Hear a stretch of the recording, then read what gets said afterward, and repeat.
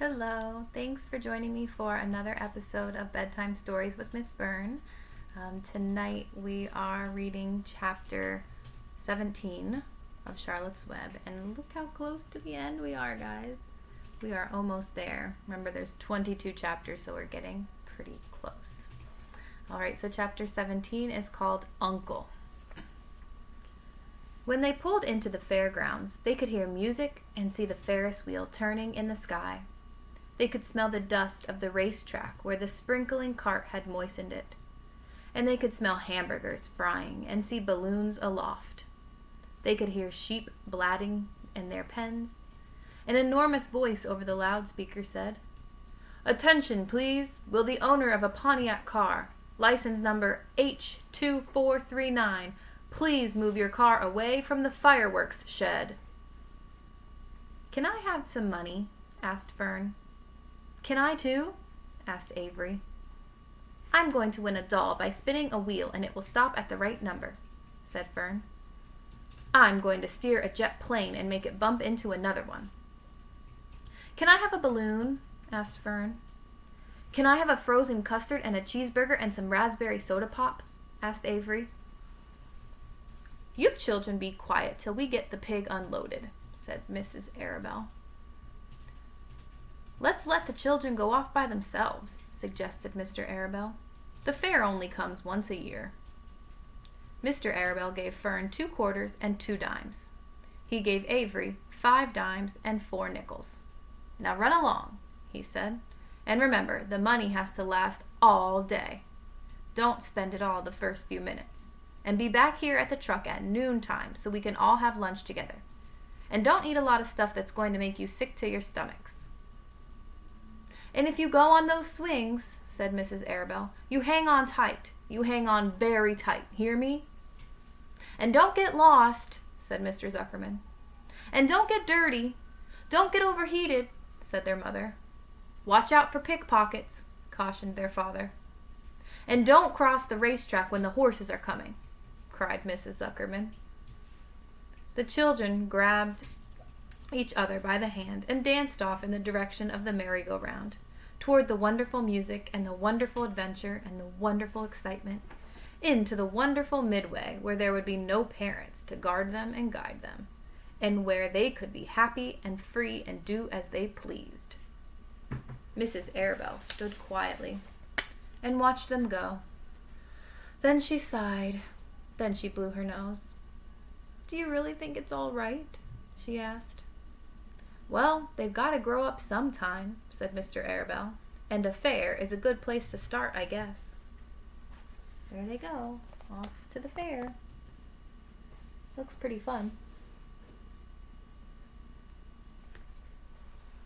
While Wilbur was being unloaded and taken out of his crate and into his new pig pen, crowds gathered to watch.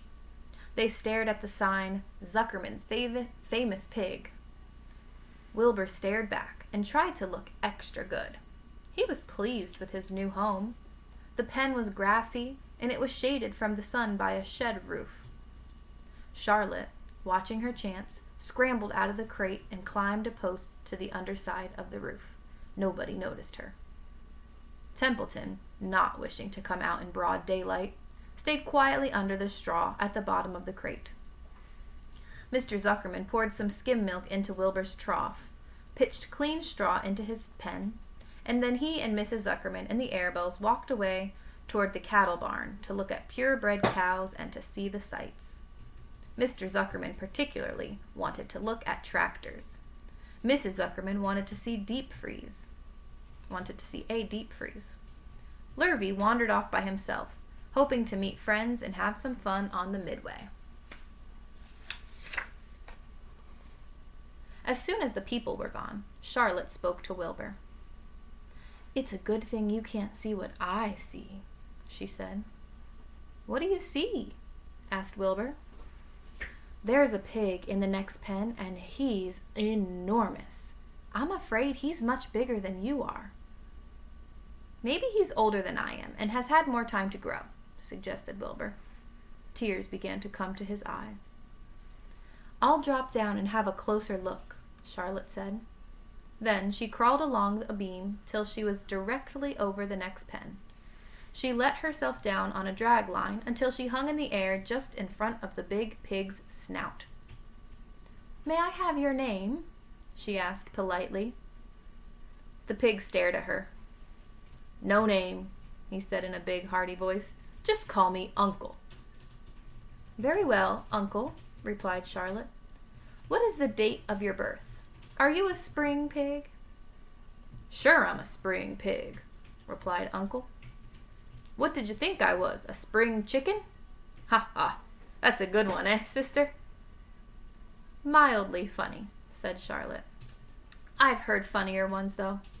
Glad to have met you, and now I must be going." She ascended slowly and returned to Wilbur's pen. "He claims he's a spring pig," reported Charlotte. "And perhaps he is. One thing is certain. He has a most unattractive personality. He is too familiar, too noisy, and he cracks weak jokes. Also, he's not anywhere near as clean as you are, nor as pleasant. I took quite a dislike to him in our brief interview. He's going to be a hard pig to beat, though, Wilbur, on account of his size and weight. But with me helping you, it can be done." "When are you going to spin a web?" asked Wilbur. "This afternoon, late, if I'm not too tired," said Charlotte. "The least things tire me these days. I don't seem to have the energy I once had. My age, I guess." Here's Uncle. A big old pig.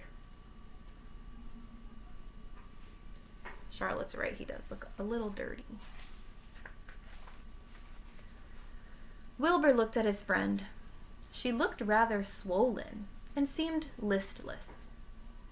"I'm awfully sorry to hear that you're feeling poorly, Charlotte," he said. "Perhaps if you spin a web and catch a couple of flies, you'll feel better." "Perhaps," she said wearily. "But I feel like the end of a long day." Clinging upside down to the ceiling, she settled down for a nap, leaving Wilbur very much worried. All morning people wandered past Wilbur's pen. Dozens and dozens of strangers stopped to stare at him and to admire his silky white coat, his curly tail, his kind and radiant expression. Then they would move on to the next pen where the bigger pig lay. Wilbur heard several people make favorable remarks about Uncle's great size. He couldn't help overhearing these remarks, and he couldn't help feeling worried. And now, with Charlotte not feeling well, he thought, "Oh dear." All morning, Templeton slept quietly under the straw. The day grew fiercely hot. At noon, the Zuckermans and the Arabels returned to the pig pen. Then, a few minutes later, Fern and Avery showed up.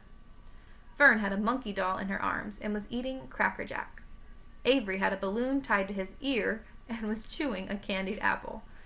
The children were hot and dirty. "Isn't it hot?" said Mrs. Zuckerman. "It's terribly hot," said Mrs. Arabel, fanning herself with an advertisement of a deep freeze.